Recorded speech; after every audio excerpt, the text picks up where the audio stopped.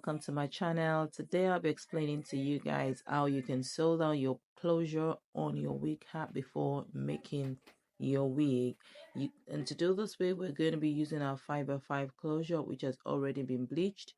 You place it on your wig cap at least an inch over the wig cap so that it can sit perfectly well, and then you try as much as possible to make it flat, and then you pin down the middle. Make sure you're pinning it at the middle, at the back, also on the wig cap, on the wig block, and try as much as possible to make it flat, just like I'm trying to do.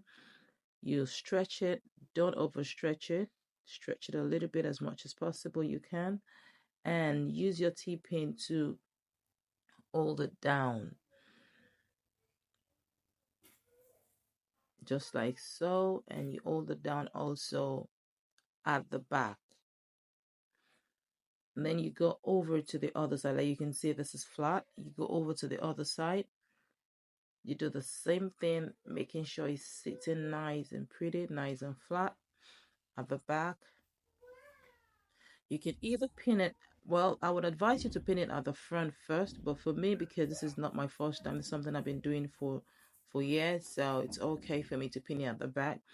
But I'll advise you pin it at the front first before you go ahead to pin it at the back. The most important thing is for the closure to sit flat on the wig.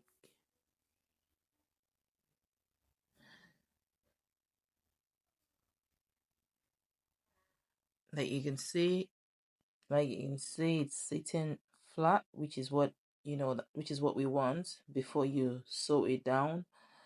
I'm gonna just turn it around for you guys to see how flat it's sitting. If it's not sitting flat, then you have to do it all over again. Can you see it's sitting really flat? So all I need to do now is just begin to sew with my needle and thread, and make sure you put your needle through the cap, through the band underneath. And what I did right there, which is not sure, I'm sorry, is to put the needle through the thread. You tie the knot of the thread, and you put the needle through the thread and sew down, and you use your hand like you can see me doing. You put your needle through the band, go around with the thread, make sure it doesn't tangle, and use your hand to press it down so that you can have that firm and that tight sewing there. As like you can see, I'm sewing at the right hand side, so you pull the thread to the right hand side and use your hand to press it down to give it to make it look firm and tight. You see, pull your needle through the loop and put your hand to hold it down. Again, put it through the cap, through the closure, hold it down. I'm gonna do it again so you can see clearly, because that's a closed look. Put it through the closure, through the cap, put the needle through the loop, hold it down to be firm. You pull it to your right hand side, not over pulling it. Again, through the loop, pull it down, use your finger to hold it down to make it firm. You can see it's nice and firm. Through the closure, through the loop, put your hand to hold it down, through the, like just like so, and you do it.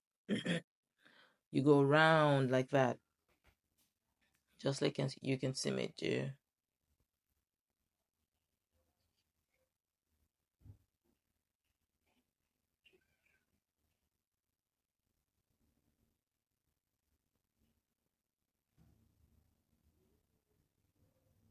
And make sure as you're pulling it to the right to make it, flat and firm.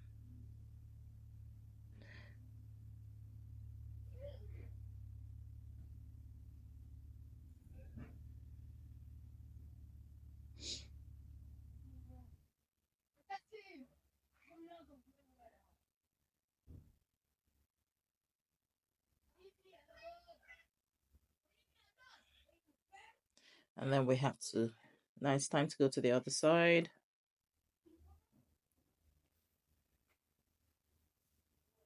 And so the same thing, you take it through the band, put it through the loop,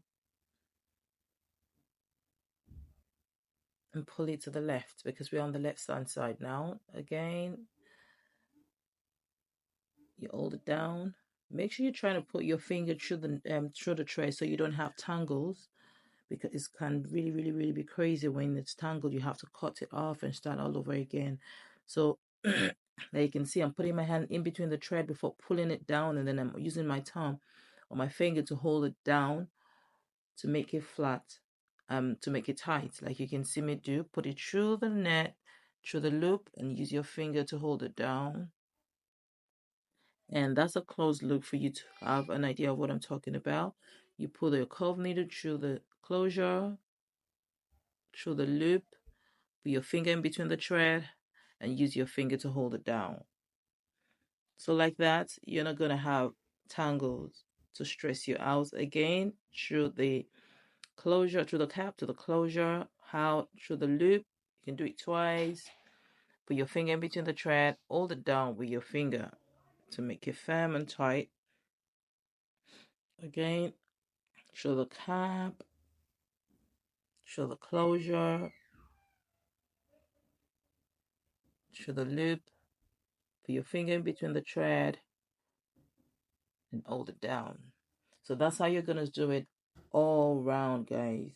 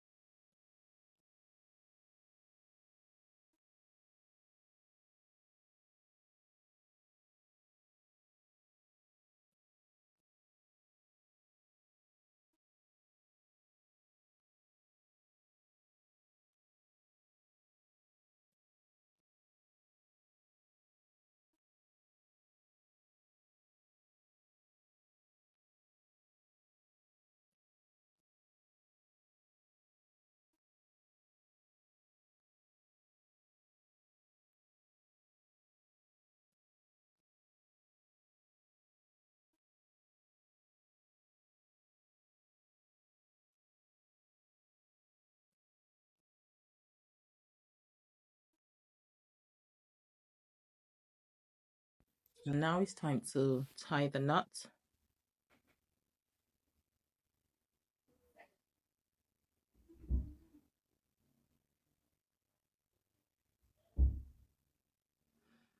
And you cut the excess thread off. And this is what it looks like, guys. You see? Flat, flat, and we're done sewing on the closure. And the next thing you want to do is to cut the excess cap underneath. Try as much as possible to cut close to where you actually, where the sewing is, not too close, so that you don't, have to start all over again. So you need to just cut off the excess cap that is not needed underneath before you start sewing in your bundles.